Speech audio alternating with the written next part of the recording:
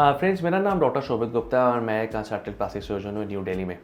और मैं आपको इस वीडियो में सब कुछ समझाने वाला हूँ रिगार्डिंग हेयर पैच। मेरे पास बहुत पेशेंट्स आते हैं जो कम्प्लीटली बॉल्ड हो गए हैं, कि जिनका बिल्कुल डोनर एरिया नहीं है, कि छोटा छोटा डोनर एरिया बचा है।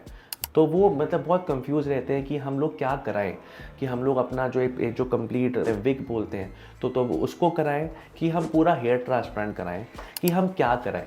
तो आपको इस वीडियो में कंप्लीट इन्फॉर्मेशन मिलेगी regarding hair patch, regarding wigs और रिगार्डिंग हेयर ट्रांसप्लांट। देखिए, सब चीज़ें अच्छी रही हैं। ऐसा नहीं है कि सिर्फ हेयर ट्रांसप्लांट अच्छा है, कि सिर्फ हेयर विग्स अच्छी हैं, कि सिर्फ हेयर पैच अच्छा है। तो मैं आपको इस वीडियो में एक्सप्लेन करूंगा कि आपको कैसे डिसाइड करना है कि आपको हेयर पैच कराना चाहिए कि आपको हेयर ट्रांसप्लांट कराना चाहिए। देखिए, सबसे पहले कि आपको जानना है कि हेयर पैच होता क्या है। वो होता है एक सिंथेटिक फाइबर से और नेचुरल हेयर फाइबर से। कुछ बहुत हाई क्वालिटी होते हैं जिसमें नेचुरल हेयर फाइबर्स होते हैं, कुछ ऐसा होता है जिसमें सिंथेटिक हेयर फाइबर्स होते हैं, और कुछ ऐसा होता है जिसमें कॉम्बिनेशन होता है, मतलब सिंथेटिक भी होता है जिसमें नेचुरल, और कुछ हेयर पैचेस होते हैं जिसमें क्लिप्स होती हैं। जैसे आपके ओरिजिनल हेयर है, उस पर हम लोगों ने क्लिप्स लगा दी और आपको हेयर पैच दे दिया। कुछ होते हैं जिसमें फेविकॉल होते हैं, तो वो फेविकॉल अंदर चिपक जाता है। उससे भी उसके अलग एडवांटेजेस हैं, उसके अलग एडवांटेजेस हैं। तो जो आपके हेयर पैचेस हैं, तो सबसे पहले आपको जानना है कि आपका सिंथेटिक है, कि आपका नेचुरल है, कि आपका मिक्स है, कि आपको क्लिप वाला लगाना है, कि आपको फेविकॉल वाला लगाना है। अब आता है ट्रांसप्लांट। ट्रांसप्लांट की तो मैंने बहुत सारी वीडियोस बनाई हुई हैं, जिसमें FUE भी है, FUT भी है, कि और भी बहुत सारे मेथड्स हैं। अगर आपका छोटा हेयर डोनर एरिया, अगर आपका छोटा डोनर एरिया बचा है जहाँ से हम लोग आपका हेयर ट्रांसप्लांट कर सकते हैं, तो ट्रांसप्लांट कराना हमेशा ज़्यादा बेटर रहता है, क्योंकि ट्रांसप्लांट एक परमानेंट मेथड है। एक ट्रांसप्लांट ऐसा मेथड है कि हमने पीछे वाले बालों को आगे लगा दिया, तो वो नॉर्मल तरीके से ग्रो होते हैं, नॉर्मल तरीके से कंघी करोगे, नॉर्मल तरीके से धोगे, नॉर्मल तरीके से कटिंग होगी, वो बिल्कुल नेचुरल चीज़ है। तो अगर आप एक परमानेंट सोल्यूशन ढूंढ रहे हैं विदाउट एनी, जिसको आपको कोई क्लीन नहीं करना, कोई मेंटेनेंस नहीं करनी है, कोई वॉश नहीं करना, कुछ नहीं करना, तो आपको हेयर ट्रांसप्लांट कराना है।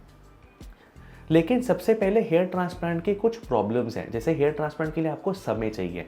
ऐसा नहीं है कि आपने आज हेयर ट्रांसप्लांट करा लिया, कल से आप अपनी पार्टी में जा सकते हैं, नहीं। हेयर ट्रांसप्लांट को उगने में टाइम लगता है, मतलब 9-10 महीने लग जाते हैं हेयर ट्रांसप्लांट को उगने में। तो अगर आपके पास 9-10 महीने हैं, आपके कोई सोशल इवेंट है या कोई और फैमिली फंक्शन है, तो आप हेयर ट्रांसप्लांट करा सकते हैं। लेकिन अगर आपके पास टाइम नहीं है, अगर आपको लगता है कि आपके 1-2 दिन में कोई पार्टी है, कोई फंक्शन है, या आप जॉब से छुट्टी नहीं ले सकते हैं, आपके पास कोई आपको सर्जरी नहीं करानी है, तो आप हेयर पैच भी ले सकते हैं। तो पहले आपको अपने आप से क्वेश्चन पूछना पड़ेगा कि आपको क्या चीज़ चाहिए। आपको परमानेंट ऑप्शन चाहिए, आपके पास इतना टाइम है, आप 5-7 दिन अपना डाउन टाइम आप छुट्टी ले सकते हैं, आपके पास 7-8 महीने हैं आपके अच्छे रिजल्ट के लिए, तो आप ट्रांसप्लांट कराएं। अगर आपके पास टाइम बिल्कुल नहीं है, आपको इमीडिएट रिजल्ट चाहिए, आपको कोई सर्जरी नहीं करानी है, तो आप हेयर विग या हेयर पैच भी ले सकते हैं। जो आपका हेयर पैच होता है उसके कुछ कॉम्प्लिकेशंस हैं। जैसे जो उनकी गम होती है, जो फेविकॉल होती है, तो वो स्किन को इरिटेट करती है और स्किन को वो पतला करती रहती है। तो वो भी बहुत बड़ी प्रॉब्लम है। अगर आप बहुत फ्रीक्वेंटली हेयर का आप यूज़ करते हैं, तो वो जो फेविकॉल से आपकी स्किन क्वालिटी ख़राब होती रहती है। तो उस चीज़ का आप प्लीज़ अच्छे से अपना ध्यान रखें कि अगर आप बहुत ज़्यादा विग यूज़ कर रहे हैं, तो वो फेविकॉल कोई अच्छी क्वालिटी का लें, या जो भी स्किन एडेसिव्स होते हैं, तो वो बहुत अच्छी क्वालिटी का होना चाहिए, जिससे आपकी स्किन ख़राब ना हो। क्योंकि अगर स्किन ख़राब हो जाएंगी तो और ज़्यादा आपका हेयर डैमेज होगा, जो छोटे बाल हैं वो भी ख़त्म हो जाएंगे। अब जो लोग हैं जिनके बिल्कुल भी हेयर नहीं बचे हैं, जैसे बिल्कुल ही छोटा सा थिन पैच रह गया है, ऑलमोस्ट सारा हेयर ख़त्म हो गया है, उनके लिए भी हमारे पास हेयर ट्रांसप्लांट ऑप्शंस हैं, जिसका नाम है synthetic hair transplant. Synthetic hair में क्या करते हैं, हम लोग आर्टिफिशियल हेयर लगाते हैं।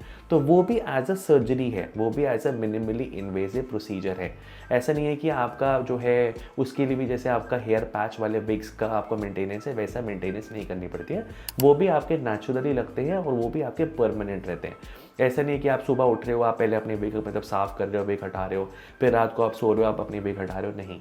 तो वो भी सिंथेटिक हेयर ट्रांसप्लांट भी उन लोगों के लिए अच्छा है जिनके आपके बिल्कुल डोनर एरिया नहीं है, या डोनर एरिया बहुत स्कैंटी है। सेकेंड फैक्टर है आपका कॉस्ट, कि आपके जो आपका बजट में क्या आता है। देखिए हेयर जो विक्स हैं वो सस्ती नहीं आती हैं। अगर आप बहुत हाई क्वालिटी विक्स की अगर आप बात करोगे तो वो मोर देन 25 to 30,000 रुपीज़ की भी आती है। जो बहुत लो क्वालिटी विक्स हैं वो आपको मिल जाएंगी 5-10,000 रुपीज़ की, लेकिन वो बहुत नेचुरल नहीं दिखती हैं। और जो हेयर ट्रांसप्लांट है वो अप्रॉक्सीमेटली 45-50,000 से स्टार्ट हो जाता है, अप्रॉक्सीमेटली 70 to 80,000 रुपीज़ भी चला जाता है, डिपेंडिंग अपॉन कितने आपके ग्राफ्ट्स लगने हैं। तो आपको अपनी पॉकेट भी देखनी है कि आप हेयर विक्स की तरफ जाना चाहते हैं कि आप हेयर ट्रांसप्लांट वाले की तरफ जाना चाहते हैं। मतलब फिर भी आप कंफ्यूज हैं बिटवीन हेयर ट्रांसप्लांट और बिटवीन हेयर पैच, तो आप नीचे दिए गए नंबर पे आप कॉन्टैक्ट करें, आप अपनी फोटोग्राफ सेंड करें, हमारी टीम आपको डेफिनेटली हेल्प करेगी। Thank you.